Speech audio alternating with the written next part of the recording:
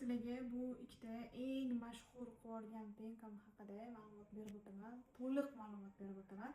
Videoni oxirigacha ko'rib turinglar. Bularning bir-biridan farqi va nimaga ishlaydi. Birinchisi eng mashhur bo'lgani Loresitdan Instagramda shu aylantirib o'rgangan qizlar. Bu Loresitdan sariq yuzu ekstraktli penka.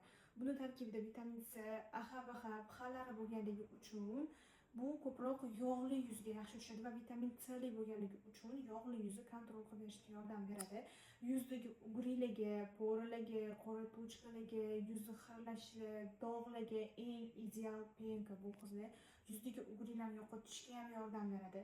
Dog'larni o'chirtirib, yuzni tiniq qilib qo'yadi. Buni surganingizdan keyin yuzda kimlik turadi. Xuddi mana shunaqa rasmdagi ko'pirib ketadi.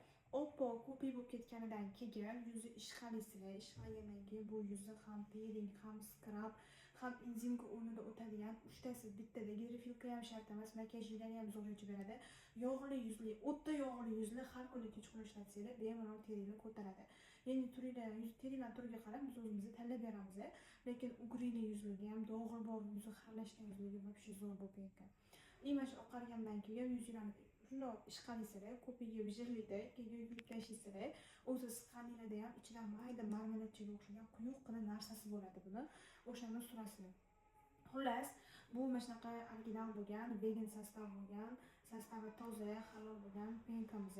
Ichida bo'lsa o'ta quruq va qizaruvchan, ta'sirchan yuzlarga juda ham zo'r tushadi. Bu ham xuddi shunaqa yuzni skrab qilib beradi, gidrofilka ham shart emas, makiyajlarni o'chirib beradi va xuddi shunaqa oqarib, ko'pirib ketadi.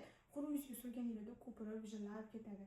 O'shani yaxshilab ishqalaysizlar, makiyajlarni o'chirib, yuzni skrab qilib, tochkalarni chiqarib, keyin bu penkadan keyin yuzingizlar qizarib, qurib, tortishib qolmaydi. Chunki aynan shunaqa ta'sirchan va quruq yuzlarga ham ideal tushib beradi. Normal yuzlarga ham tushadi, bemalol olsangiz bo'ladi. Buni ham bir kunda bir mahal yuvasizlar.